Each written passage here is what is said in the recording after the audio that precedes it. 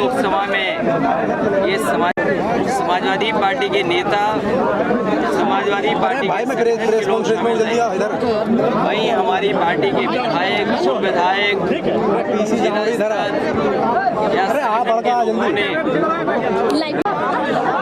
लगातार समाजवादी कार्यक्रमों को पहुंचाने का काम किया है।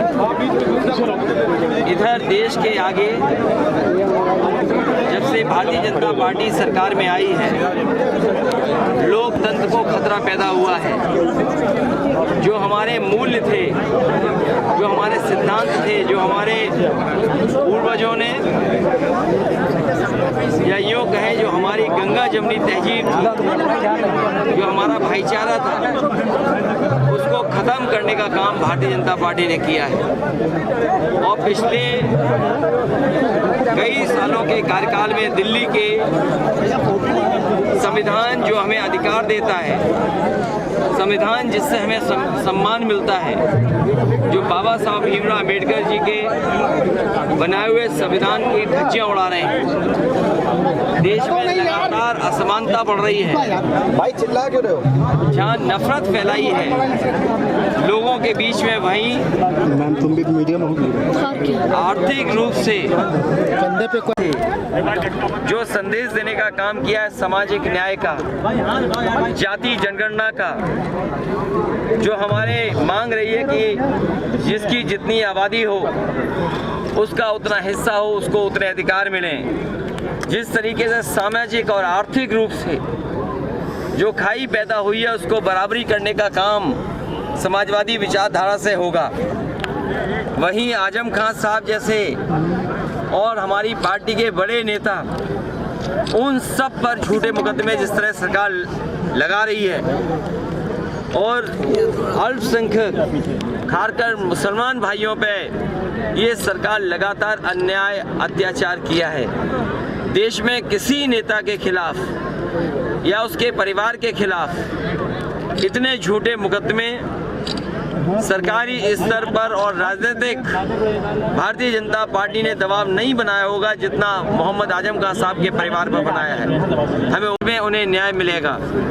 मैं इस यात्रा की सफलता के लिए अभिषेक यादव और इनके साथ जितने भी सहयोगी साथी चल रहे हैं, मैं उनको बधाई देता हूं, क्योंकि बहुत मेहनत का काम है, परिश्रम का काम है। कई बार बहुत सारी रुकावटों का सामना किया होगा।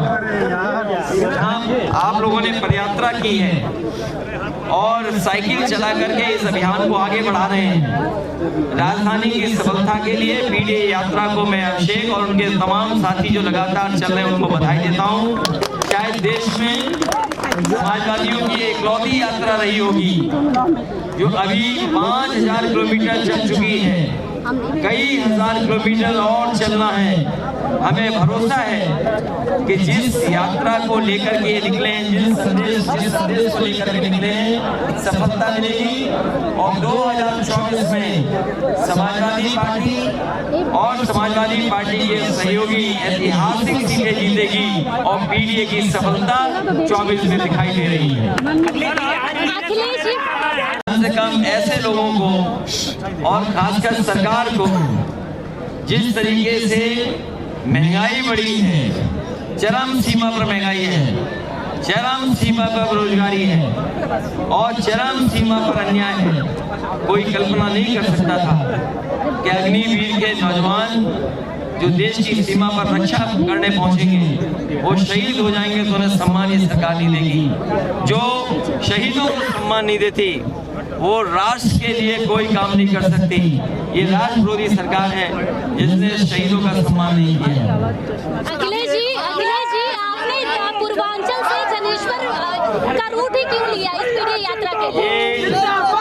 समाजवादी पूर्वांचल एक्सप्रेस वे से जनेश्वर पार्क इसलिए आए हैं, मैं तो दावा कर सकता हूँ जिस यात्रा में हम लोग निकले हैं और जहाँ से चल करके जहाँ समापन किया है, एक भी काम भारतीय जनता पार्टी का नहीं दिखाई दे रहा है। चाहे वो IIIT हो, SCL हो और या फिर जहाँ पर अमूल के प्लांट के पास हमारे तमाम साथियों को फ्लेवर्ड मिल्क पीने का मौका मिला, ये जो बड़े बड़े कारखाने, बड़ी बड़ी संस्थाएं बनी हैं या जो इंफ्रास्ट्रक्चर के बड़े काम हुए हैं, ये समाजवादियों के हैं। इस यात्रा के माध्यम से, समाजवादी पीडीए की यात्रा के माध्यम से हम लोगों ने जनता में एक बार फिर पहुंचाने की कोशिश की है कि ये तमाम वही काम हैं जो जनता के आज भी काम आ रहे हैं। भारतीय जनता पार्टी का कोई काम नजर नहीं आ रहा है।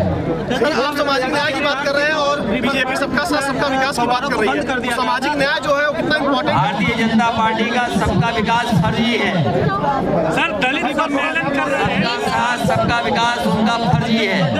इंडिया गठबंधन क्यों नहीं हर जगह दिख रहा है, बल्कि आप हर बार इंडिया गठबंधन को पीछे छोड़ रहे हैं? कल ही इंडिया जीती है, आगे भी इंडिया जीतेगी। 2027 में आप लोग इसी तरह साथ रहेंगे जैसे इस बार दिख रहे हैं? ये जो साथ है, जितने भी समाजवादी पार्टी के साथ दल हैं, उन सभी दलों को साथ लेकर के आगे बढ़ेंगे पीडीए यात्रा से। रिवर फ्रंट हुआ, चाहे जनेश्वर में फव्वारा लगाया गया था जी, उसके बाद देखा जाए तो रिवर फ्रंट पर फव्वारा बंद कर दिया गया, यहाँ चालू किया गया था। मुझे लग रहा है कि आने वाले समय में भारतीय जनता पार्टी के लोग इसी पानी में स्नान करेंगे और बताएंगे कि ये पानी आचमन लायक हो चुका है। यूपी की 80 सीटों पे किस तरह बंटवारा करेगी इस बार आप लोग? कोई बंटवारा नहीं है, सभी भारतीय जनता पार्टी को हराना है, मिलकर हराएंगे सब लोग साथ। लेकिन आप लोगों की अखिलेश जी एकता एक साथ नहीं दिख रही है। अजय राय कुछ और कह रहे हैं, आप और कुछ और कह रहे हैं। हमारी अनेकता में एकता है। अध्यक्ष जी, अजय राय कह रहे हैं कि बागेश्वर में समाजवादी पार्टी ने अपने कैंडिडेट उतार दिया और हमने घोसी में अपना प्रत्याशी नहीं उतारा था। तो समाजवादी पार्टी इंडिया गठबंधन में उनसे पूछिए कि वो इंडिया गठबंधन के साथ हैं या नहीं है। ये कोई नहीं है। ये कौन है भाई? ये व्यक्ति नहीं। लीजिए, आपके कार्यकर्ता कह रहे हैं अजय राय कौन है, आप कह रहे हैं इंडिया गठबंधन के। अजय राय की तरफ से कहा गया है काम किए होते तो यात्रा नहीं निकाली। पूरे देश में लोग जागरूक हो गए हैं। एक बार लोकसभा में नेताजी शरद यादव जी, आदरणीय लालू प्रसाद यादव जी और दक्षिण भारत के सभी नेताओं ने उस समय की सरकार से मांग की थी कि जाति जनगणना हो। उस समय सरकार ने आश्वासन दिया था, लेकिन वो आंकड़े कभी नहीं आए। इधर धीरे धीरे पूरे देश में आवाज उठी है कि जो आबादी में जाते हैं उनका हक और सम्मान छीना जा रहा है। इसलिए जरूरी बनता है कि पीडीए के लोग, पीडीए की जनता साथ आए और इस भारतीय जनता पार्टी को हराने का काम करें। सर, दलित सम्मेलन जो चल रहा है उसको लेकर क्या कहेंगे? दलितों के बीच में आजकल तेजी पकड़े भारतीय जनता पार्टी। हमारे दलित समाज के भाई बहनों का सबसे ज्यादा लगाव बाबा साहब भीमराव अम्बेडकर जी से है। हमारे देश की बड़ी आबादी बाबा साहब भीमराव अम्बेडकर जी को भगवान का दर्जा देती है। उनके बनाए हुए संविधान को भारतीय जनता पार्टी खत्म करना चाहती है। ये हमारे दलित भाई, आदिवासी भाई, पिछड़े अगड़े सब ये जानते हैं। इसलिए सभी साथ आकर के इस बार भारतीय जनता पार्टी को न केवल उत्तर प्रदेश बल्कि देश में उखाड़ फेंकने का संकल्प ले रहे हैं। सर, ये साइकिल यात्रा जो है 5000 किलोमीटर चली, मगर ये स्मार्ट सिटी गई, स्मार्ट सिटी जो दावा करती थी वहाँ से होगी कुछ नहीं, अभी तक स्मार्ट सिटी भी नहीं बनी और गड्ढा मुक्त का जो दावा है। मेरे पत्रकार साथी, ये कोई काम भारतीय जनता पार्टी का नहीं है। पहले तो ये कागज पे लिख लो। मतलब 5000 जो जहाँ से हम लोग आए हैं, एक भी काम भारतीय जनता पार्टी का नहीं है। अगर एक भी काम भारतीय जनता पार्टी का हो तो मुझे बता दो। स्टेडियम जो दुनिया में कल देखा गया, जिसमें भारत इंडिया टीम जीती, इंग्लैंड जिसने हमें गुलाम बना करके रखा था, एक बार भारत ने, इंडिया ने फिर हरा दिया उन्हें। बगल में प्लास्टिक हुआ है, समाजवादियों की देन है। उसके आगे आप देखते होंगे सफेद और लाल बिल्डिंग बन रही है, वो लोहिया इंस्टीट्यूट की बिल्डिंग है। उसके बगल में मदर एंड चाइल्ड हॉस्पिटल है, उसके बगल में डायल 100 है, उसके पीछे पुलिस हेडक्वार्टर है, उसके पीछे नगर निगम की तमाम बिल्डिंगें जहाँ पर ट्रेनिंग होती है। आगे अगर आप जाएंगे तो CECD दिखाई देगा। संस्कृति वो स्कूल है, दिल्ली में कितना भी बोरा में पैसा रख लो, लेकिन आपको संस्कृति स्कूल में एडमिशन नहीं मिल सकता। लेकिन बीजेपी की सरकार में जिसे सांड प्रेम है, संस्कृति जैसी बड़ी संस्थाओं को अभी तक शुरू नहीं कर पाए हैं। ATI बंद है, ट्रिपल आईटी का एक नौजवान जो पढ़ा लिखा है सपना देखता है कि हमें ट्रिपल आईटी में पढ़ने का मौका मिल जाए। एचसीएल जो दुनिया का काम लखनऊ में कर रही है, एचसीएल जैसी संस्था मैं समझता हूँ दुनिया के तमाम देश हैं जहाँ का बड़ा काम एचसीएल में लखनऊ में हो रहा है। आगे जाएंगे तो आपको चक गदरिया में अमूल का 5 लाख लीटर प्रतिदिन का प्रोक्योरमेंट का दूध का प्लांट मिलेगा और उसके बगल में पराग का 5 लाख लीटर का होगा। सोचिए 5 लाख और 5 लाख जोड़ दोगे तो 10 लाख लीटर का दूध का प्रोक्योरमेंट बताया है। ये बीजेपी के लोग दूध पीना जानते हैं, बटर खाना जानते हैं, लेकिन हमारे किसानों को दूध की सही कीमत नहीं करना जानते हैं, न देना जानते हैं। पीछे एक बहुत बड़ी कैंसर इंस्टीट्यूट है। मैं आप लोगों से भी कहूंगा और अपने नेताओं से भी कहूंगा कि शुद्ध खाना खाएं, पूरा आराम करें, सुबह जल्दी उठें, व्यायाम करें, शाम को जल्दी सो जाएं खाना खा के। कैंसर जैसी बीमारी हो रही है और कैंसर इंस्टीट्यूट अगर किसी ने बनाया तो समाजवादियों ने बनाया। नाम बदलने का काम अगर किसी ने किया है तो भारतीय जनता पार्टी के लोगों ने किया है। मिलांदा जैसा हॉस्पिटल या अंसर जैसी टाउनशिप अगर किसी ने बनाई है तो नेताजी ने बनाई है। ये जिस पार्क में हम लोग बैठे हैं, हमारे चौधरी साहब ने हाइड पार्क देखा है लंदन का, उससे अच्छा अगर किसी ने पार्क बनाया लखनऊ में तो समाजवादियों ने बना करके दिखाया, जिसके अंदर सबसे ऊंचा भारत का झंडा फहरता हुआ आपको दिखाई देता है। लोहिया पार्क और छोटे लोहिया पार्क का, जनेश्वर मिश्र जी का पार्क, मैं समझता हूँ पूरे देश में इतना अच्छा क्वालिटी प्लांटेशन का नहीं होगा। अगर भाजपाइयों से पूछोगे कौन से पेड़ हैं, एक कई पेड़ का भी नाम नहीं बता सकते। समाजवादियों से पूछोगे तो हर पेड़ का नाम समाजवादी पार्टी के लोग बता देंगे। आगे जेपीआईसी है, देश की उत्तर प्रदेश की सबसे ऊंची बिल्डिंग, जिसके अंदर जयप्रकाश जी का, जिन्होंने कभी संपूर्ण क्रांति का आह्वान किया था जब चरम सीमा पर महंगाई थी, बेरोजगारी थी और भ्रष्टाचार था, उनका म्यूजियम बंद कर दिया। हम लोगों को मजबूरी में गेट के ऊपर चढ़ के जाना पड़ा।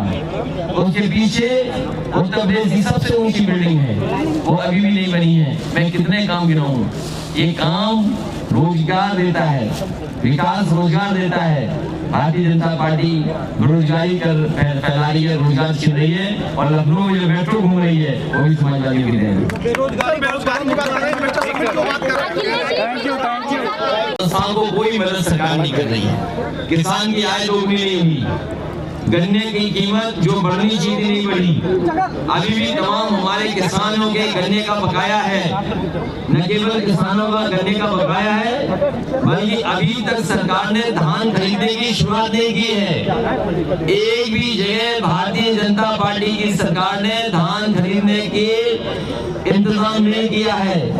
किसानों का धान ऐसे ही बिक जाएगा और जो लोग वादा करते थे कि आज दोगुनी करेंगे, आज बताइए उन्होंने धान खरीदा है कि नहीं खरीदा है। भारतीय जनता पार्टी दलितों को लेकर अब सम्मेलन कर रही है। अरे ये वही लोग हैं जो छूने के बाद नहाते थे जाके। ये 5000 किलोमीटर केवल आपके काम को दर्शा रहा है। अखिलेश जी, चले जाते थे। सर युवा और मैं आपको बता दूं, ये हमारा साथी बार-बार सवाल पूछ रहा है, नहीं पूछना चाहिए लेकिन फिर भी बताता हूं। मुख्यमंत्री जी जब मिलने गए थे दलित समाज के बच्चों से, उनके बदबू आ जाए, गंदे रहते हैं वो, उन्हें नहलाया गया था, टूथपेस्ट से ब्रश कराया गया था, तब मुख्यमंत्री जी से मिले थे वो। युवा संचार तो सोचिए, जो साबुन से नहला करके मिलते हो उनसे क्या उम्मीद करोगे समाज को नई दिशा देंगे। इन लोगों ने शिक्षा छीनी और शिक्षा अगर मिल गई होती तो हमारा समाज में कहीं भेदभाव नहीं होता, कहीं किसी तरह का जाति भेदभाव नहीं होता। बाबा साहब भीमराव अम्बेडकर जी से लेकर के डॉक्टर लोहिया जी और नेताजी का प्रयास था कि ये जातियां खत्म हो, जातियां टूट जाएं। आज भी समाजवादी पार्टी उस पर काम कर रही है। हमें उम्मीद है कि हमारा समाज एक ऐसा बनेगा जहाँ जातियों का भेदभाव खत्म हो जाएगा। Thank you.